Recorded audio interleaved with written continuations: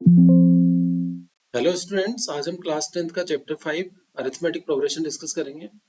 और जितने भी क्वेश्चंस इस पूरी एक्सरसाइज में बनते हैं उनका हम इंट्रोडक्शन पार्ट आज रखेंगे। तो हम सारे कॉन्सेप्ट वन बाय वन सीखेंगे, क्या होता है अरिथमेटिक प्रोग्रेशन, कौन कौन से क्वेश्चंस इसमें बनते हैं, वो सारे हम टाइप एक साथ डिस्कस करते हैं। तो हम फर्स्ट पार्ट से डिस्कस करते हैं। सबसे पहला क्या दिया हुआ है, an arithmetic progression is a list of numbers in which each term is obtained by adding a fixed number to the preceding term except the first term. मतलब क्या बोल रहा है कि हर एक जो प्रीवियस टर्म है उसमें आप एक फिक्स नंबर को ऐड करते हो और वहां पे जो आपका सीक्वेंस बनेगा that will B arithmetic progression. For example मैं यहाँ पे कोई नंबर ले लेता हूँ, फॉर एग्जांपल 2 एक नंबर ले लेता हूँ और एक फिक्स नंबर जो मेरे पास होगा उसको मैं थोड़ी देर के लिए यहाँ पे ले लेता हूँ कि जो भी आपके पास फिक्स नंबर होगा ना, वो थोड़ी देर के लिए फिक्स नंबर आपके पास कितना है, 1 है। तो अगर मैं फिक्स नंबर ऐड करता हूँ तो यहाँ पे आपका जो ये ऐड होके हो जाएगा 2+1। तो आपका जो फर्स्ट नंबर था वो था 2, जब 2+1 किया तो आपका कितना हो गया, 3। फिर आपका जो प्रीवियस नंबर है वो 2+1 हो गया, तो उसमें आप एक और ऐड कर रहे हो तो वो हो जाएगा 2+1+1। तो आपका ये जो नंबर हो जाएगा यहाँ पे कितना हो जाएगा, 2+2 4। फिर आप अपने प्रीवियस नंबर में 1 एक्स्ट्रा ऐड करते हो बिकॉज फिक्स नंबर आपका 1 है। तो आपका यहाँ पे हो जाएगा 2+1+1+1, बिकॉज लास्ट नंबर आपका 2+1+1 था तो आपने उसको ऐड कर दिया।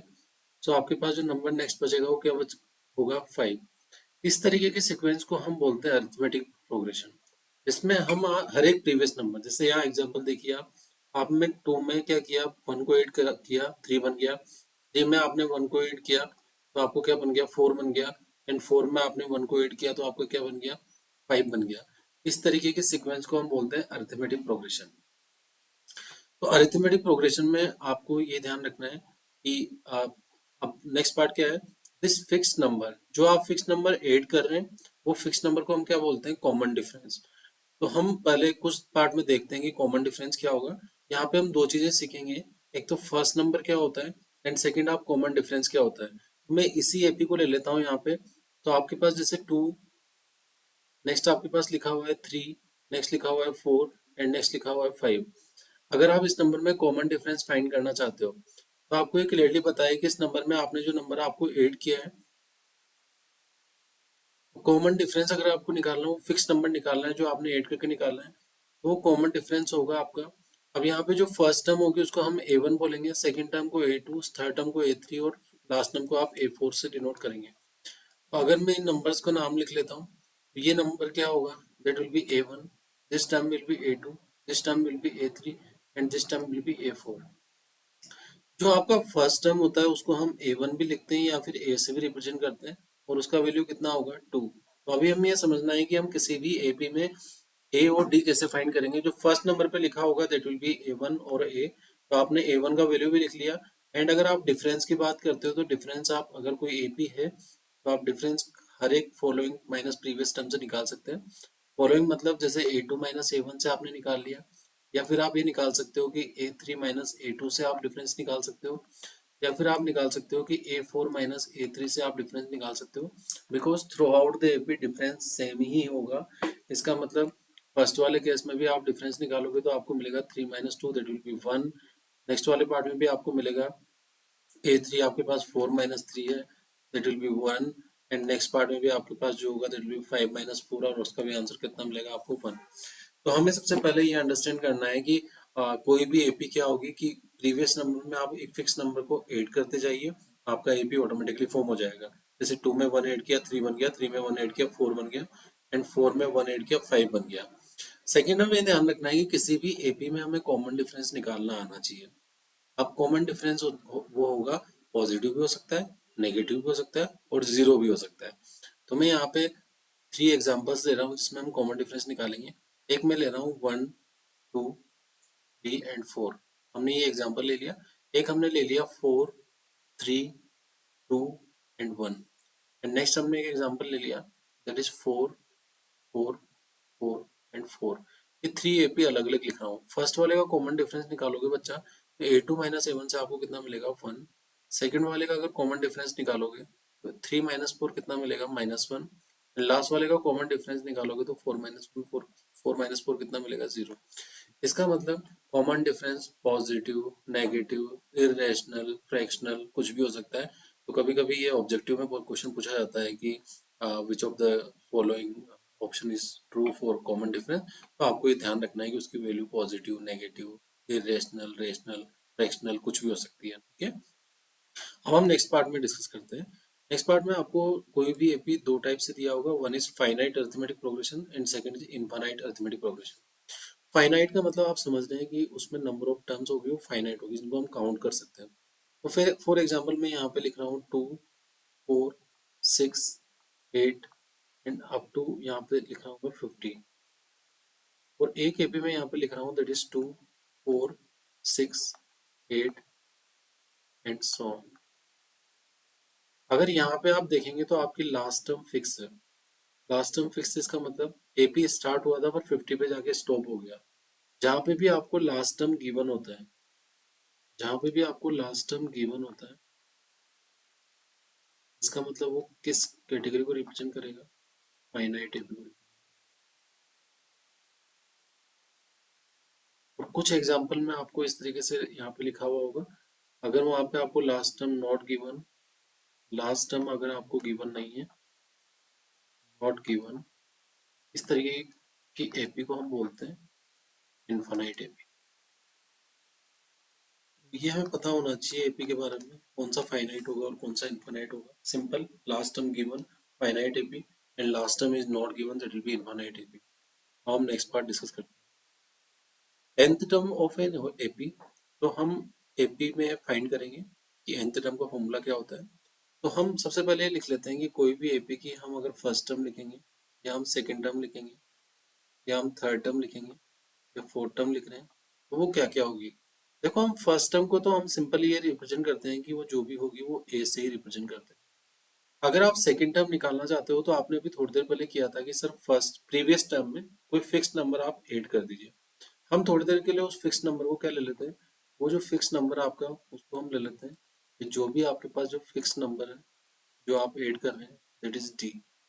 तो आपका जो सेकंड टर्म हो जाएगा ना that will be A plus D. फिर हमारा जो प्रीवियस टर्म ए टू हो जाएगा, अब उसमें भी हम डी ऐड कर रहे हैं बिकॉज फिक्स नंबर डी है। तो अगर आप उसमें ऐड करोगे तो आपको मिलेगा A plus D plus D. फिर आपने ए फोर निकालने के लिए क्या किया, A plus D, previous number क्या था A plus D plus D, previous number हो गया, उसमें डी आपने एक एक्स्ट्रा ऐड कर दिया।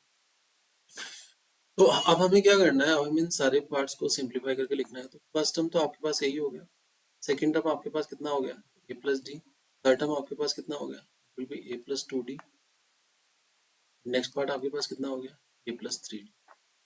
अब अगर हम यहाँ ऑब्जर्व करते हैं तो यहाँ पे अगर आपको फोर्थ टर्म निकालनी है तो डी के साथ जो नंबर लिखा हुआ है वो थ्री हो गया। अगर आप थर्ड टर्म निकाल रहे हो तो यहाँ डी के साथ नंबर लिखा हुआ है वो कितना हो गया टू। इस तरीके से अगर मुझे कोई भी nth टर्म निकालनी होगी, इसको हम ए एन बोल देते हैं अभी, उसका जो फॉर्मूला होगा दैट विल बी ए, एक कम हो जाएगा, एन एक कम होकर कितना हो जाएगा n minus one multiply by D. इसका मतलब इसको हम क्या बोलेंगे, general term of an A P या nth term of an A P.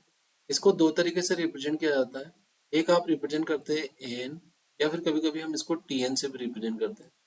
तो उसका मतलब क्या होता है that will be A plus N minus one multiply by d. आपको क्लियरली यहाँ देखने में पता लग रहा है कि इसमें क्या क्या चीजें काम में आ रही है। तो फर्स्ट आपको ये ध्यान रखना है कि जब भी हम एपी की nth टर्म निकाल रहे हैं, मान लीजिए आप ए फिफ्टीन निकाल रहे हैं, तो आपको सिंपल ये लिखना है A plus fifteen minus one multiply by D. इसका मतलब जो ए फिफ्टीन का वैल्यू होगा that will be A plus fourteen D. तो इस तरीके से हम कोई भी टर्म निकाल सकते हैं nth टर्म फॉर्मूला से। यहाँ पे ए जो होगा वो फर्स्ट टर्म होगा, तो हमें ये याद रखना है, ए होगा आपका वो फर्स्ट टर्म होगा, एन आपका होगा वो रैंकिंग होगा, जिस भी रैंकिंग पे कि आप टर्म निकालना चाहते हो, आप थर्ड निकालना चाहते हो या फोर्थ निकालना चाहते हो, और डी यहाँ पे आपका जो फिक कॉमन डिफरेंस होगा, जो हमने अभी थोड़ी देर पहले निकालना सीख लिया है, this will B common difference. तो अगर आप ये ए एंड डी निकाल सकते हैं तो आप कोई भी टर्म निकाल सकते हैं। तो अब हम देखेंगे कि nth टर्म के बेसिस पे कौन कौन से क्वेश्चन हमसे एग्जाम में पूछे जाते हैं और हमको उनको किस तरीके से हैंडल करना है। अभी हमें ये याद रखना है कि हमें nth टर्म का फॉर्मूला पता है, that is an equals to a plus n minus one multiply by t. Type of question based on AP. हमें ये nth टर्म पे बेसिस पे जो जो हमारे पास पार्ट बनेंगे, पहला तो आपको ये बोला गया है कि nth टर्म फाइंड करो। तो मैं कुछ कुछ एग्जांपल लेके आपको यहाँ अंडरस्टैंड करवाता हूँ। फॉर एग्जांपल आपको ये बोल दिया कि 2, 4, 6, 8 एंड आपको 160 दिया हुआ है और आपसे क्वेश्चन में पूछा गया है कि आप A15 टर्म निकालो, A15 निकालो। तो हम सबसे पहले अपना जनरल फॉर्मूला लिखेंगे। जनरल फॉर्मूला क्या होता है, A N equals to A plus N minus one multiply by D. A N मतलब अभी कितना निकालना है, A15, तो वो कितना होगा, ए प्लस एन माइनस वन की वैल्यू कितनी हो जाएगी अगर मैं यहाँ 15 सब्स्टिट्यूट करूंगा इन डी। तो इसका मतलब A15 का जो वैल्यू होगा आपके पास वो कितना हो जाएगा, ए प्लस 14 डी। अब आपको क्वेश्चन में केवल ये आइडेंटिफाई करना है कि ए कितना होगा। जब भी आपको ए पी गिवन है तो अपना ए और डी साथ में लिख लीजिए। A will be T, A will be 2 and D आपका कितना हो जाएगा, that 4 minus 2 A2 minus A1, that will be also 2। अगर आप इनकी वैल्यू सब्स्टिट्यूट करेंगे तो A15 आपके पास हो जाएगा 2 plus 14 multiply by 2, that will B 28। इसका मतलब A30 का A15 का वैल्यू कितना आएगा आपके पास, 30। तो इस तरीके से आप कोई भी टर्म का, कोई भी रैंकिंग का टर्म निकाल सकते हो, उसमें कोई इतना कंफ्यूजन नहीं होना चाहिए। सेकंड आपसे पूछा जाता है कि फाइंड नंबर ऑफ टर्म्स। अब अगर इसी एग्जांपल में मैं इस तरीके से कर लेता हूँ, 2, 4, 6, 8 अप टू 160 आपको दिया हुआ है और आपसे पूछा जाता है कि इसमें नंबर ऑफ टर्म्स कितनी होगी। तो अगर हमें ए बी गिवन है तो जो जो चीजें हमें क्वेश्चन में पता लग रही है आपको सब लिख लेना चाहिए। यहाँ पे क्या होगा आपका, ए आपको पता है दैट विल बी 2, आपको डी भी पता है that will B 4 minus 2, that will be 2। Second आपको पता जो करना है वो करना है कि टोटल नंबर ऑफ टर्म्स कितनी होगी, तो वो हम पता करना चाहते हैं। नंबर ऑफ टर्म्स पता करने के लिए सबसे पहले आप ये देख लीजिए कि लास्ट नंबर कौन है, 160। तो अगर मैं उस लास्ट नंबर से उसका रैंकिंग पूछ लूँ कि आप किस नंबर पे बैठे हुए हैं, तो अगर वो जिस नंबर पे होगा वही टोटल नंबर ऑफ काउंट। जैसे क्लास में 10 बच्चे हैं और 10 सबसे लास्ट वाले बच्चे से पूछ लो कि तुम्हारी रैंकिंग क्या है, अगर वो 10 बोल देता है, टोटल नंबर ऑफ बच्चे जो क्लास में होंगे वो कितने होंगे, 10। तो हमने 160 से पूछा कि तुम्हारी रैंकिंग क्या है, तो उसको भी अपना रैंकिंग नहीं पता है। बट ये जो 160 है ये A1, A2, A3 कुछ भी हो सकता है, मतलब A1, A2, A3, A4 तो नहीं होगा, पर वो जो भी होगा वो AN को रिप्रेजेंट करेगा। क्योंकि किसी भी AP में जो भी नंबर लिखे हुए हैं या जो भी टर्म्स लिखी हुई है वो AN तो होती होती है। तो हमने थोड़ी देर के लिए यहाँ पे लिख लिया कि जो AN का वैल्यू होगा दैट विल बी 160। तो हमने यहाँ पे लिख लिया AN का formula that will B A plus N minus one multiply by D, that will be 160। तो अगर हम ए की वैल्यू सब्स्टिट्यूट करेंगे तो that will be 2 plus n हमें निकालना है, डी कितना हो जाएगा, दैट विल ऑल्सो बी 2, तो this will be 160। So n minus one multiply by 2, that will be 158। तो अगर आप एन माइनस वन की वैल्यू निकालेंगे उसे डिवाइड करके तो हो जाएगी 79। एन का जो वैल्यू हो जाएगा 18 करके दैट विल बी 80। इसका मतलब हम किसी में भी क्वेश्चन में नंबर ऑफ टर्म्स भी पता कर सकते हैं। हम ए एन इक्वल टू 160 लिखेंगे बिकॉज वो हमें नहीं पता है तो हम ए एन लेंगे जनरल टर्म।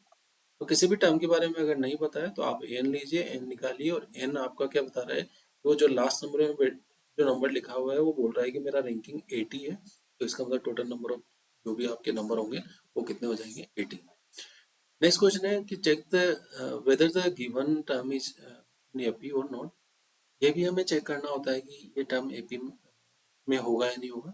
फॉर एग्जाम्पल मैं ऐसा ही कुछ एग्जाम्पल लेके यहाँ पे सोल्व कर लेते हैं। 2, 4, 6 आपको 160 तक नंबर दिए हुए हैं। आपको चेक करना है कि 41 इस गिवन एपी में होगा नहीं होगा। तो हमें अभी पता लगाना है कि 41 इस एपी में होगा नहीं होगा। कैसे सोल्व करते हैं इस टाइप के क्वेश्चन को, इस टाइप के क्वेश्चन को सोल्व करने के लिए सबसे पहले आपको ये पता होना चाहिए कि हमें नहीं पता है 41 होगा नहीं होगा, पर अगर 41 इसमें होगा तो वो एन को रिप्रेजेंट करेगा ही करेगा। A3 होगा, A7 होगा, A8 होगा, हमें नहीं पता है, बट वो एन को रिप्रेजेंट करेगा। तो हम इसके लिए एन की वैल्यू फाइंड करेंगे सबसे पहले, फिर पता करेंगे कि ये होगा नहीं होगा। तो हमने यहाँ पे फॉर्मूला लिख लिया, that will B A plus N minus one multiply by D और that is 41। So this will be 2 plus N minus 1 multiplied by D, that will be 2, actually 41, so n minus 1 multiply by 2 that will be 39. अगर आप इसको 2 से divide करेंगे तो 2 से divide करने के बाद आपको मिलेगा 9 5। तो n का जो वैल्यू आपने निकाला दैट इज 20। n का जो वैल्यू आपने 20.5 निकाला, इसका मीनिंग क्या है कि आप जो 41 के बारे में पता कर रहे थे उसकी रैंकिंग 20.5 आ रही है। देखो सिंपल सी चीज आपको ध्यान रखनी है कि रैंकिंग कभी भी 20.5 या नेगेटिव रैंकिंग नहीं आती है। जो भी आपका रैंकिंग आना चाहिए उसका वैल्यू क्या आना चाहिए, नेचुरल नंबर्स आना चाहिए। तो रैंकिंग बिलोंग्स टू क्या होता है, नेचुरल नंबर। हमें 1 चलेगा, हमें 2 चलेगा, हमें 3 चलेगा, हमें 4 चलेगा, हमें 5 चलेगा, 6 चलेगा। इस तरीके के जितने भी नेचुरल नंबर है वो आपकी रैंकिंग को डिसाइड करते हैं, ना कि 20.5। तो हम बोल देंगे कि ये जो भी आपका टर्म है ये एपी में नहीं होगा। अगर इस टर्म का वैल्यू आता 20 तो हम बोल देते कि बिल्कुल सर वो 20th नंबर पे वो नंबर रखा हुआ है और उसका 100% वो उस एपी में होगा। तो कभी भी अगर एपी में आपको एन का वैल्यू नेगेटिव मिल रहा है, फ्रैक्शनल मिल रहा है, डेसिमल मिल रहा है, आप मना कर दीजिए, वो एपी में नहीं होगा। इस टाइप के क्वेश्चन हमें आने चाहिए। हम और भी क्वेश्चन देखते हैं जो nth टर्म के बेसिस पे हैं, हम उनको सोल्व करेंगे। एक क्वेश्चन पूछा जाता है मिडिल टर्म निकालनी है। आप वैसे कोई भी टर्म निकाल सकते हो, इतना बिल्कुल क्लियर है, क्योंकि आपको कोई भी टर्म निकालना आपने इस लास्ट कॉन्सेप्ट में सीखा हुआ है। अभी हमें मिडिल टर्म निकालनी है। तो मिडिल टर्म में हम दो तरीके से चीजें देखेंगे। सबसे पहले आप उसमें देख लीजिए उसमें नंबर ऑफ टर्म्स कितनी है। तो आपको दो कैटेगरी में मिलेगा, या तो नंबर ऑफ टर्म आपको इवन मिलेगी। फॉर एग्जाम्पल मेरे पास total number of term 31 terms है। या फिर आपको नंबर ऑफ टर्म्स ऑड मिलेगा। ये दो ही केसेस हो सकते हैं कोई भी नंबर ऑफ टर्म्स में, ठीक है। फॉर एग्जाम्पल मुझे 30 टर्म्स मिल रही है। जब आपको नंबर ऑफ टर्म्स इवन मिलेगा तो आपके पास दो मिडिल टर्म होगी। तो मिडिल टर्म वन का जो रैंकिंग होगा आपका वो कितना होगा, that will B n upon 2। And second जो मिडिल टर्म 2 होगा आपका, that will B n upon 2 plus 1th term. ये दो कैटेगरी होगी आपकी। क्या मीनिंग है इसका कि सर m1 का जो रैंकिंग होगा वो क्या होगा, n अपॉन 2। तो इवन में आप 30 लीजिएगा और ऑड में आप 31 लीजिएगा। तो यहाँ पे हम पहले से ऑड और इवन वाला केस लेके चल रहे हैं। तो आपने ये ले लिया 30 और ये ले लिया 30। जब आप 30 को 2 से डिवाइड करोगे तो आपको फर्स्ट मिडिल टर्म होगा 15th। और अगर आप M2 का रैंकिंग पता करोगे तो आपको मिलेगा 16th, कुछ उसमें +1 ही हुआ है। तो आप अपने आंसर में क्या लिखेंगे, आंसर में आप किसका वैल्यू देखे जाएंगे, A15 एंड A16 का वैल्यू आप निकाल के देखिए। और जो आप इजीली फाइंड कर सकते हैं, बिकॉज आपको कोई भी टर्म निकालना आना चाहिए। A15 इक्वल्स टू A+14D और A16 equals to A+15D। Second, अगर आपका n ही ऑड नंबर हो गया तो मिडिल टर्म जो होगी आपकी वो आपका होगा n+1 upon 2th term. And उसका वैल्यू होगा आपके पास 31 + 1 32, it will be 16th term. ये ओनली रैंकिंग को बता रहा है, आपको अपने आंसर में क्या लिखना है, A16, ये मिडिल। जब नंबर ऑफ टर्म्स ऑड होगी आपके पास ओनली वन मिडिल टर्म होगा, और अगर आपके पास नंबर ऑफ टर्म इवन है तो आपके पास टोटल दो मिडिल टर्म होगा। नेक्स्ट क्वेश्चन एग्जांपल 5, मतलब मैं केवल पैटर्न बता रहा हूँ आपको किस टाइप के क्वेश्चन आपको मिलेंगे। नेक्स्ट पार्ट में आपको एपी की टू टर्म्स दी होती है। जैसे फर्स्ट वाली टर्म दे दी उन्होंने कि कोई भी मतलब ले लीजिए, जैसे A+5D, या फिर हम बोल सकते हैं कि सिक्स्थ टर्म दे दी, या आपको एक सिक्स्थ टर्म दे दी A6, और उसकी वैल्यू दे दी 12। सेकंड उन्होंने बोला कि A8 भी हमने दे दिया आपको 14। और वो आपसे कुछ भी पूछ लेगा कि आप इस नंबर का टर्म निकालिए इस टर्म। पूरा चैप्टर बेसिकली डिपेंडेंट है ए और डी पे। ए एंड डी बताए तो आप कुछ भी कर सकते हैं।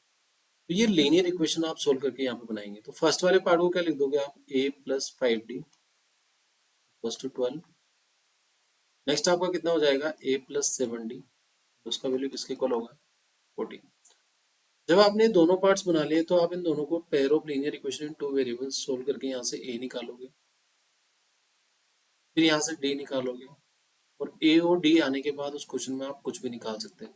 तो इस तरीके की अगर आपको लीनियर इक्वेशन दी हुई है तो सिक्स टर्म और eight term basically linear equation in two variable ही बना रहा है। तो आप उनको लिख के ए और डी की वैल्यू फाइंड कर सकते हो सब्स्टिट्यूशन या एलिमिनेशन मेथड से और सोल्व कर सकते हो। नेक्स्ट है find a term from the last of an AP. अब ये भी इंपॉर्टेंट क्वेश्चन है। जैसे फॉर एग्जांपल आपने स्टार्टिंग से तो आप निकाल ही सकते हो, पर लास्ट से कैसे निकालेंगे। तो मैंने एक एपी ले ली, जैसे 2 4 6 8 एंड अप टू 160 आपने एक एपी ले ली। आपको सबसे पहले ये ध्यान रखना है कि जब भी आप किसी एपी को लास्ट से कोई टर्म निकालना चाहते हो तो आप उस एपी को रिवर्स कर देते हैं। मतलब 160 पहला टर्म हो जाएगा एंड लास्ट टर्म आपका जो हो जाएगा वो जाएगा 8 6 4 एंड 2। ये आपका एपी आपने पूरा रिवर्स कर दिया, लास्ट नंबर फर्स्ट पे आ गया और फर्स्ट नंबर लास्ट पे चलेगा।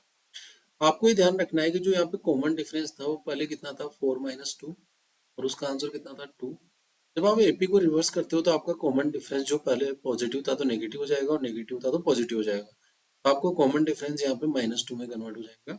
अब आपके पास ए है, वो आप कितना हो जाएगा 160। अब आप कोई भी टर्म निकाल सकते हो। अगर वो आपको बोलता है कि ए 15 निकालना है तो आप सिंपल लिखिए कि that will be A plus 14d। अब ए आपका कितना होगा, दैट विल बी 160 प्लस आपके पास 14 लिखा हुआ है, डी आपके पास -2 है, तो इसका आंसर आप इजीली निकाल सकते हो 160 माइनस 28। तो ये आपके पास कितना हो जाएगा, दैट विल बी 132। ये ए 15 आप इजीली निकाल सकते हो। ओनली हमने कुछ नहीं किया, हमने यहाँ पे बस इतना किया कि बस लास्ट टर्म को फर्स्ट टर्म बना लिया जिससे हमारी एपी का रिवर्स हो गया। बस आपको ये ध्यान रखना है कि कॉमन डिफरेंस आपका चेंज हो जाएगा, जो पहले पॉजिटिव था अब नेगेटिव में कन्वर्ट हो जाएगा और जो नेगेटिव था वो पॉजिटिव में कन्वर्ट हो जाएगा। बस सिंपल आपको इन दो चीजों पर कॉन्सेंट्रेट करना है। अब हम नेक्स्ट पार्ट डिस्कस करते हैं इसी का। नेक्स्ट जो क्वेश्चन का टाइप है उसमें आपको 3 टर्म्स एपी में दी होती है। इस टाइप के क्वेश्चन में आपको क्या करना होता है, जैसे फॉर एग्जांपल आपको कोई भी 3 टर्म्स अगर एपी में दी हुई है, ए बी एंड सी, ये काफी बार आपको एग्जाम में क्वेश्चन पूछा गया है कि 3 terms are in AP, find the value of k. आपको हमेशा एक रिलेशन फॉलो करना है कि twice of middle term equals to first term plus last term. अगर आप इसको फॉलो करते हो तो आपको इजीली यहाँ पे आंसर मिल जाएगा, आप सोल्व कर सकते हैं। जैसे यहाँ पे आपको 3 टर्म दिया हुआ है, फर्स्ट सेकंड थर्ड, ये तीनों टर्म एपी में है, तो आप क्या लिखोगे, twice of middle term that will be 3k plus 3 equals to first term that will be 2k plus 1 plus last term that will be 5k minus 1। तो this will B 6k plus 6 और ये कितना हो जाएगा, that will B 7k। ये +1 और -1 तो cancel हो जाएगा। तो अगर यहाँ पे आप सोल्व करोगे तो this will be -k equals to कितना हो जाएगा, -6। सो k इक्वल्स टू कितना हो जाएगा, यहाँ पे हो जाएगा -6, तो k इक्वल्स टू कितना हो जाएगा आपके पास 6। हमने एपी का एक नॉर्मल फॉर्मूला अप्लाई करके जो आपको 3 टर्म्स एपी में दिया हुआ है तो आप इजीली निकाल सकते हो कि वो क्या होगा। आप इस के की वैल्यू को सब्स्टिट्यूट करके वापस चेक भी कर सकते हो कि वो एपी में होगा नहीं होगा। तो अगर आप के की वैल्यू सब्स्टिट्यूट करते हो तो आपको मिलेगा 6 इंटू टू 12 प्लस 1 13। फिर 6 की वैल्यू अगर आप 3 सब्स्टिट्यूट करोगे तो 6 इंटू 3 18, तो 18 19 20 21 एंड लास्ट नंबर अगर आप लिखोगे तो 6 मल्टीप्लाई बाई 5 30, 30 माइनस 1 29। अगर आप इन सारे नंबर में देखोगे तो आपको पता है यहाँ पे 8 8 हो रहा है, यहाँ पे भी 8 हो रहा है। इसका मतलब हर एक फॉलोइंग टर्म में, हर एक प्रीवियस टर्म में आपका कुछ नंबर ऐड होकर आपकी एपी बन। कभी कभी आपको इस टाइप के क्वेश्चन दिए होते हैं कि एक एपी का format a N equals to 3+4n। आप यहाँ पे कुछ भी निकाल सकते हो। पहले आप a1 निकाल सकते हो, तो एन का वैल्यू आप 1 सब्स्टिट्यूट करोगे। एन अगर आप 1 सब्स्टिट्यूट करोगे तो आप राइट हैंड साइड में भी 1 सब्स्टिट्यूट करोगे, तो this will B 4 multiply by 1। तो चलिए 4 प्लस 3 कितना हो गया, 3 प्लस 4, आपका आंसर कितना आएगा 7। इसी तरीके से आप a2 भी निकाल सकते हो। a2 कितना होगा, 3 plus 4 multiply by 2, that will B 3 plus 8, उसका आंसर कितना आएगा 11। जब आप a1 और a2 निकाल सकते हो तो आप d भी निकाल सकते हो। तो आप इसमें कोई भी टर्म निकाल सकते हो। 15 में आपको 15 सब्स्टिट्यूट करना है, तो on the basis of D आप डिसाइड एन आप डिसाइड करोगे आपको कौन सी टर्म निकालना है। एन यहाँ 15 हो जाएगा तो वहाँ भी 15 हो जाएगा। तो डी का वैल्यू जो हो जाएगा दैट विल बी 11 माइनस 7, आपका जो आंसर आ जाएगा 4। तो इस तरीके से हम कभी भी अगर इस टाइप का रिलेशन दिया हुआ है तो हम उसमें कोई भी टर्म निकाल सकते हैं। जैसे हमने a1 और a2 को निकाला है, उसी तरीके से आप d को भी कैलकुलेट कर सकते हो इजीली। नेक्स्ट पार्ट में आपको, अब नेक्स्ट पार्ट हम देखते हैं। नेक्स्ट पार्ट में आपको find the smallest and largest 2 digit number और 3 डिजिट नंबर निकालना आना चाहिए। बिकॉज कभी कभी हमें क्वेश्चन पूछा जाता है कि how many three digit numbers are there which are divisible by 11। तो मैं आपको एक एग्जांपल बताता हूँ। जब भी आपको लार्जेस्ट या स्मॉलेस्ट, तो हम यहाँ पे एक साइड में काम कर लेते हैं स्मॉलेस्ट के लिए, एंड एक साइड में आप नंबर निकालेंगे लार्जेस्ट के लिए। ये जो प्रोसीजर आप किसी भी नंबर में फॉलो कर सकते हैं, तो आपको 2 डिजिट भी मिल जाएगा एंड 3 डिजिट भी मिल जाएगा, 4 डिजिट भी आप फाइंड कर सकते हैं। अगर आपको स्मॉलेस्ट निकालना है, तो पहले अगर आप मान लीजिए हम अभी 3 डिजिट्स पे काम कर रहे हैं, इसके ऊपर काम कर रहे हैं 3 डिजिट्स नंबर पे, सबसे स्मॉलेस्ट नंबर निकालना है आपको विच इज डिविजिबल बाई 11। तो हम यहाँ पे ये भी लिख लेते हैं डिविजिबल बाई 11। तो हमें सबसे पहले क्या करना है, हमें सबसे पहले स्मॉलेस्ट जो नंबर है दैट इज 100, हमें उसको पिक करना है। पहला काम क्या है आपका, स्मॉलेस्ट 3 डिजिट नंबर को आप ले लीजिए। तो स्मॉलेस्ट 3 डिजिट नंबर कितना हो जाएगा आपके पास, 100। आप इस 100 को क्या करेंगे, आप इस 100 को डिवाइड कीजिए जिससे भी आप डिविजिबल नंबर निकालना चाहते हैं 11। तो ये 9 टाइम हो जाएगा, दैट विल बी 99, और आपका एक 1 रिमाइंडर बच जाएगा। आपको स्मॉलेस्ट नंबर निकालना है, स्मॉलेस्ट नंबर निकालना है, स्मॉलेस्ट नंबर डिविजिबल बाई 11 अगर निकालना है, तो आपको क्या करना होगा, आपको जो भी स्मॉलेस्ट नंबर था जैसे 100 है, उसमें प्लस करना होगा क्या, जो डिवाइजर था आपका माइनस जो भी आपका रिमाइंडर है उसका डिफरेंस। तो आपका फर्स्ट नंबर हो जाएगा 100 प्लस डिवाइजर कितना था 11 माइनस 1 10। तो आपका फर्स्ट नंबर हो जाएगा जो 11 से डिविजिबल है, दैट इज 110। अब जब आपको फर्स्ट नंबर मिल गया है, तो आप अगला नंबर तो आप खुद से बना सकते हैं, जैसे मैं यहाँ पे एपी लिख रहा हूँ।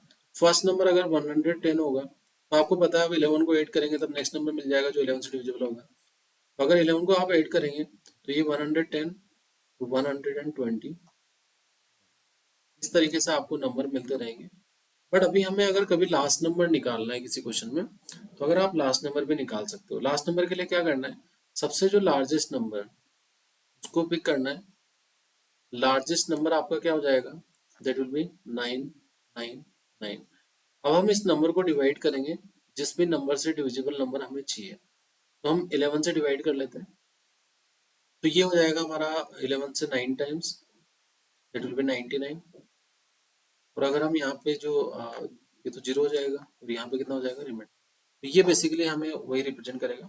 तो अब हमारा जो यहाँ पे लार्जेस्ट जो नंबर अगर आप निकालना चाहते हो, largest 3 digit number divisible by 11, उसमें आपको कुछ नहीं करना है। जो भी आपका लार्जेस्ट नंबर है उसमें से ओनली उस रिमाइंडर को माइनस कर दीजिए। तो अगर रिमाइंडर 9 है तो अभी उसको माइनस करूंगा तो दैट विल बी 990। तो आपका जो सबसे लास्ट नंबर होगा दैट विल बी 990। तो ये स्मॉलेस्ट नंबर और लार्जेस्ट नंबर आपके एपी बनाने के लिए काम में आते हैं। तो आपको ये कॉन्सेप्ट पता होगा तो आप ज़्यादा अच्छे तरीके से जल्दी सॉल्व कर पाएंगे। इस तरीके से आप क्वेश्चन को सॉल्व कर सकते हैं। नेक्स्ट क्वेश्चन में हमें सम ऑफ फर्स्ट एन टर्म्स को रिप्रेजेंट करना है कि उसका आंसर क्या होगा। तो सम ऑफ एन टर्म्स में हम 2-3 फॉर्मूला लिखते हैं जिनको हम काम में लेंगे क्वेश्चन को सोल्व करते टाइम। तो पहले सम ऑफ एन टर्म्स को हम रिप्रेजेंट करते हैं एस एन से। एस एन का जो वैल्यू होता है that will be n upon 2 bracket 2a plus N minus 1 multiply by t. तो कभी कभी हम ये काम में लेते हैं, कभी कभी हम इसी फॉर्मूला को थोड़ा मॉडिफाई करके इस तरीके से कन्वर्ट कर लेते हैं। एस एन की जो वैल्यू होगी that will be n upon 2। हम ए को दो पार्ट में स्प्लिट करके इस तरीके से लिख लेते हैं A plus N minus 1 multiply by T. और जब आप एस एन की वैल्यू लिखोगे तो आपको मिलेगा एन अपॉन 2 साथ में ए प्लस ए एन। ये जो टर्म होगी टोटल आपकी टर्म किसको रिप्रेजेंट करेगी, ए एन को।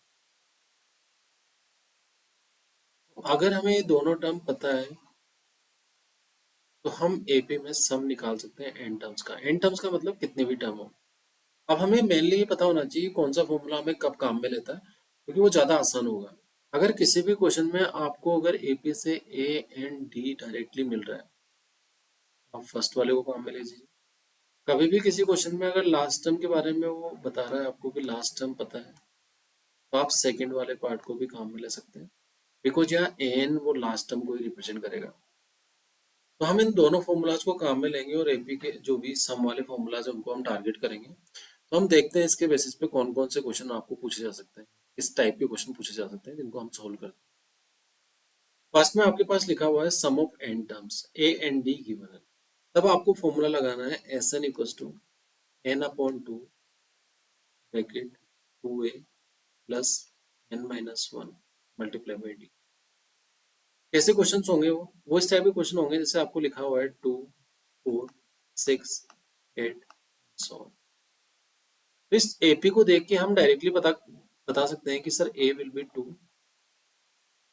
D will be 4 minus 2 that will be 2। वो हम इजीली निकाल सकते हैं। और थर्ड हमें एन भी गिवन है कि आपको टोटल 15 टर्म का सम निकालना है। तो बेसिकली आपसे सम ऑफ 15 पूछा गया है, 15।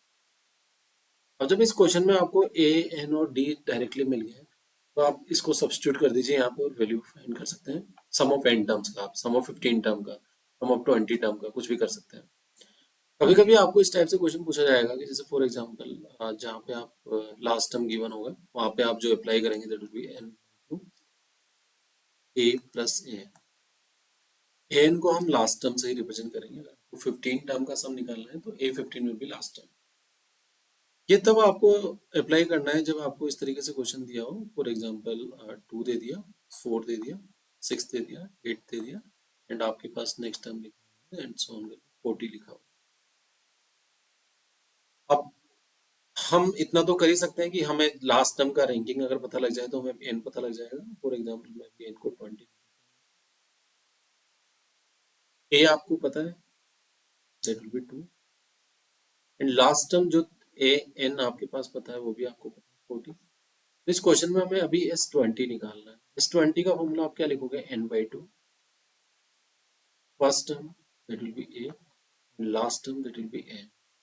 तो जब भी किसी क्वेश्चन में अगर लास्ट टर्म का बोला गया है तो आप लास्ट टर्म यहाँ से निकाल सकते हो, उन दोनों को यहाँ सब्स्टिट्यूट करके आंसर फाइंड कर सकते हो। ये एग्जाम्पल थर्ड जो क्वेश्चन सम ऑफ एपी पे पूछा गया है ये काफी इंपॉर्टेंट है और ये इस टाइप के क्वेश्चन काफी पूछे जाते हैं। मेनली आपको इसमें सबसे पहला चीज जो निकालना आना चाहिए वो निकालना चाहिए एक तो आप एपी बना पाए इस वाले पार्ट से। सेकंड आपको कॉमन डिफरेंस निकालना, तो कॉमन डिफरेंस आएगा तभी आपका एपी बनेगा। तो पहले आपको ये क्लियरली पता होना चाहिए कि जब भी हम एस एन का फॉर्मूला दिया हुआ है तो इसमें अगर S1 सब्स्टिट्यूट करेंगे तो आपको जो भी मिलना होगा, जैसे यहाँ अगर मैं S1 की बात करता हूँ तो वो बेसिकली फर्स्ट टर्म ही होती है।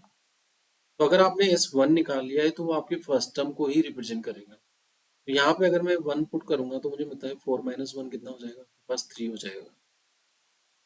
जब आप S2 की बात करते हैं तो आपको ये क्लियरली पता है कि S2 का मतलब होता है सम ऑफ टू टर्म्स। तो आपको ये पता होना चाहिए कि ये जो है ना A1 प्लस A2 का सम है। बच्चे डायरेक्टली इसको A2 लिख देते हैं, वो नहीं लिखना है हमें। जब हम 2 सब्स्टिट्यूट करेंगे तो हमें मिलेगा 4 into two 8, 8 minus 4 that will B 4। हमें मिल गया 4 मिल गया। तो हमें पहले ए और डी को निकालना है। ए और डी मिल गया तो आप पूरी एपी बना सकते हो। तो हमें पता होना चाहिए कि जो हमारे पास यहाँ A1 प्लस A2 की वैल्यू 4 है तो A1 की वैल्यू कितनी थी 3 प्लस हमें A2 निकालेंगे वो कितना आएगा 4। तो A2 का वैल्यू आप कितना बता सकते हो यहाँ पे 4 माइनस 3 दैट विल बी 1। जब आपको मिल गया है A that will B 3, next आपको A2 कितना मिल गया दैट इज 1। अब आप कॉमन डिफरेंस भी डायरेक्टली बता सकते हो sir A2 minus A1 that will B D भी बता सकते हो कि सर डी होगा 1 minus 3 that will B minus 2। आप डी भी यहाँ पे बता सकते हैं कि sir D will be minus 2। Next term भी आप लिख सकते हो, आप माइनस 2 कर लीजिए इसमें। तो माइनस 2 करेंगे तो आपको माइनस 1 मिल जाएगा। फिर माइनस 2 कर लेंगे आप, आपको माइनस 3 मिल जाएगा। इस तरीके से आप एस एन वाले फॉर्मूले में अपना फर्स्ट टर्म निकालिए, सेकेंड टर्म निकालिए, डी निकालिए, प्रीवियस टर्म में डी ऐड करते हुए जाइए और अपना पूरा एपी बना लीजिए। अब एपी बनाने के बाद आपसे वो कुछ भी पूछे आप निकाल सकते हैं। हमें इस तरीके के क्वेश्चंस पे हमारी कमांड होनी चाहिए। हमें सोल्व करने से पहले इन सारी चीज़ों को पता होना चाहिए कि किस तरीके से क्वेश्चन को हमें अटेम्प्ट करना है। तो ये अगर पूरा इंट्रोडक्शन आपको पसंद आया तो आप लाइक शेयर सब्सक्राइब कर सकते हैं और अपने फ्रेंड्स के साथ भी शेयर कर सकते हैं। Thank you so much.